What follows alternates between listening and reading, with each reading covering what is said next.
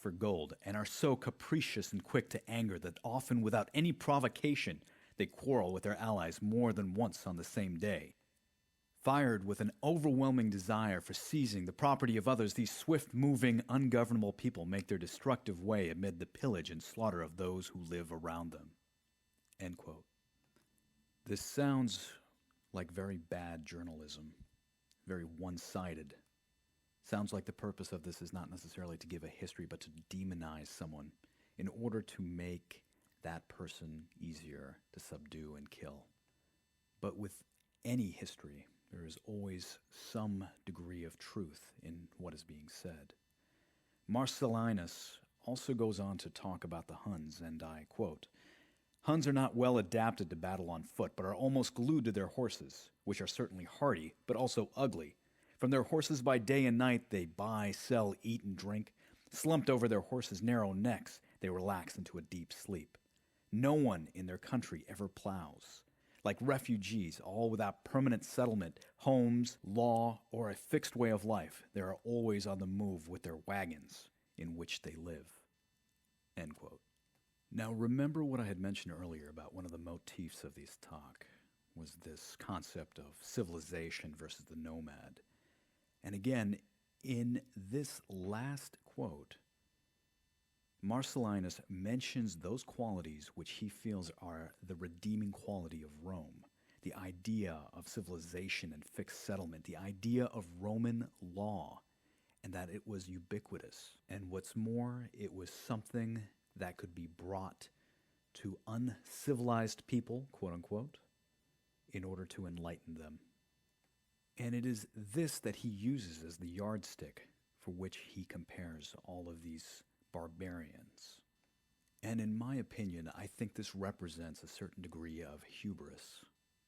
Because as these barbarians make further and further inroads into Roman territory, it becomes harder and harder for the Romans to justify their defeat to these people who they otherwise thought of as being inferior to themselves. Now, historians and anthropologists have looked into the world of the Hun to try to figure out exactly what their side of the story was. And again, unfortunately, there's not that much information there. The general consensus from what I could find was that the Huns were a group of people that came from the Asiatic steppe, which was east of the Volga River. They were people that were specially blessed with the ability to ride horses and to use the composite bow in order to attack their enemies with lightning speed and then disappear into the wilderness. Their original homeland is not very well known. Different historians come up with different ideas. Some have even mentioned that they were possibly even Mongolian in origin, that they came from a group of people known as the Xiongnu, which fought against the Han Empire in China. Others feel that their homeland was in present-day Kazakhstan. But I think the real question is, why did they leave? And unfortunately, I don't think we're going to get a good answer to that. But if there's any of you out there that have a good explanation for this, please, by all means, let me know. I'd love to hear from you on this. Now, let's go back to the late Roman Empire. Again, it's divided up into multiple fragments. You have emperors in the east, emperors in the west. Rome is no longer that big of a city as it once was. Christianity is gaining a strong foothold. And fortifications along various areas in the Roman Empire are starting to come under siege.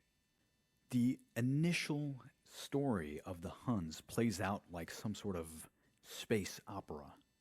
You have this mighty civilization, the Roman Empire with its imperial cities.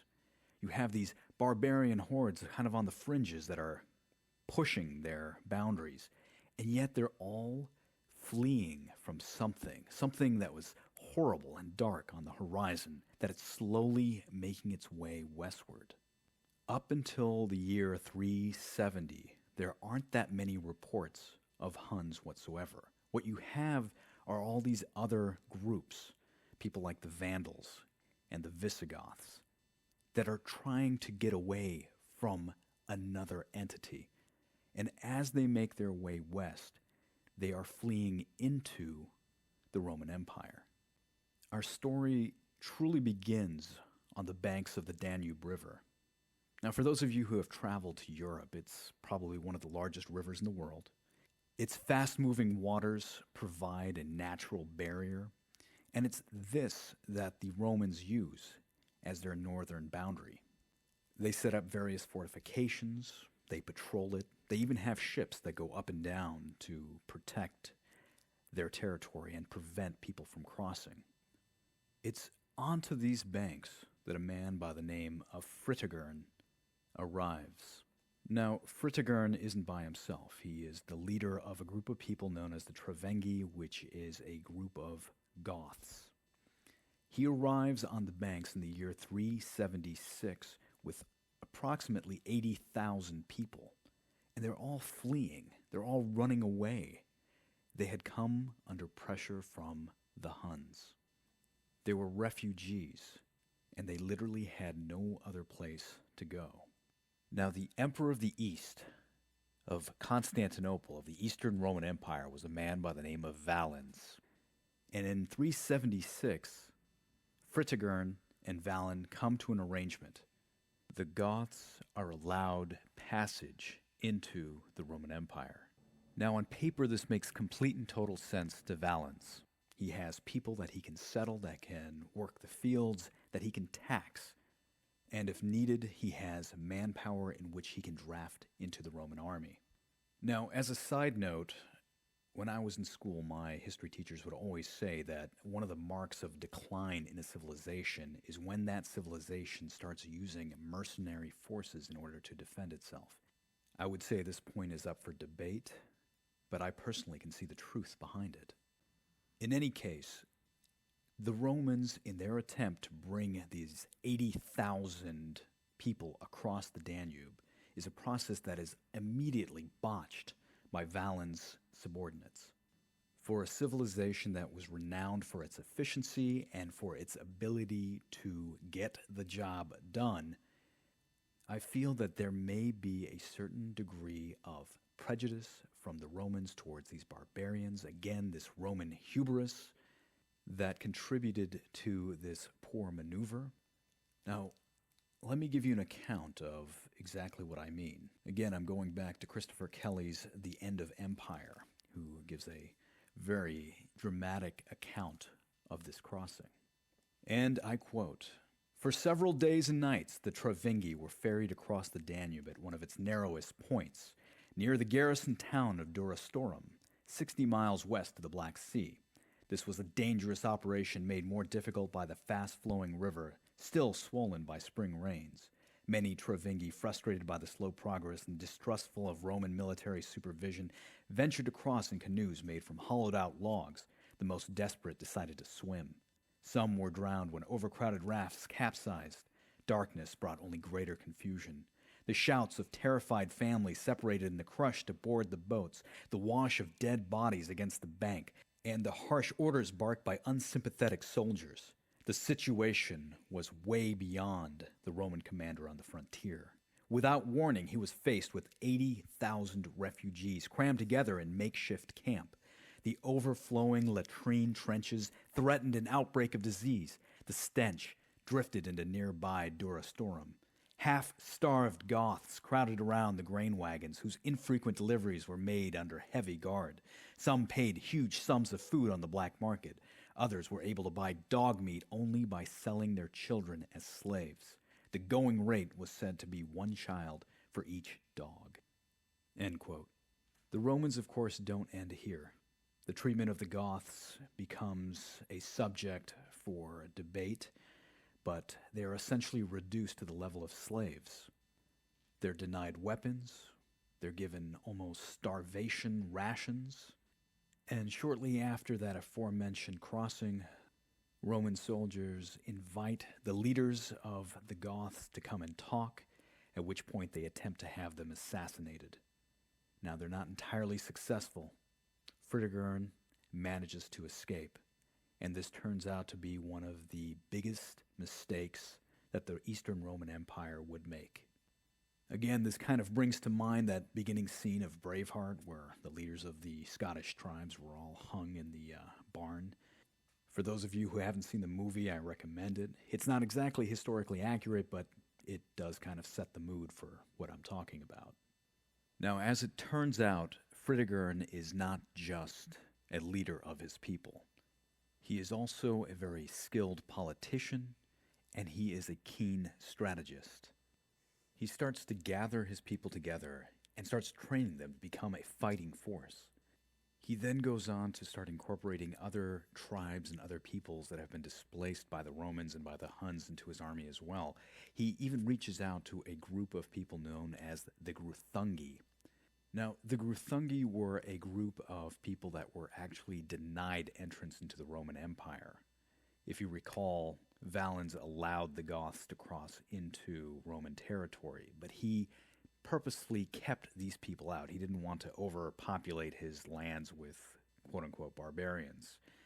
So if you could imagine yourself as these people running from your lives, trying to escape with what little you had and arriving at the gates of the Roman Empire only to have those gates slammed shut in your face, that is what they had to deal with.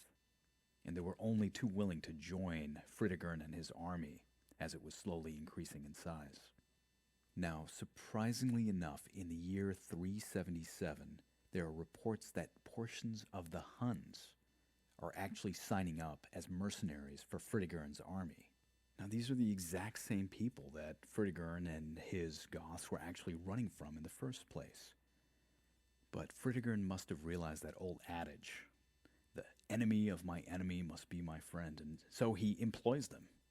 He doesn't employ a whole bunch of them, just maybe about 1,000 or 2,000, but still enough to reinforce his ranks. And then with this army, he starts marching towards Constantinople. And when Emperor Valens hears about this army encroaching onto his capital city, he has no choice. He builds up an army of his own, and he calls to the Western Roman Empire demanding help. The Western Roman Empire at this time is run by a man by the name of Gratian, who is very slow in responding because Gratian has his own problems to contend with. The fortifications along the Rhine River and all the tribes of Germania are starting to act up, and he's got to keep a portion of his forces there to contend with them. But in either case, he drags tail when it comes to sending reinforcements to help out Emperor Valens. So Fritigern and his Goths are given a free hand to rape and pillage and destroy everything in their path on their march towards Constantinople. And so finally Valens decides to move on his own.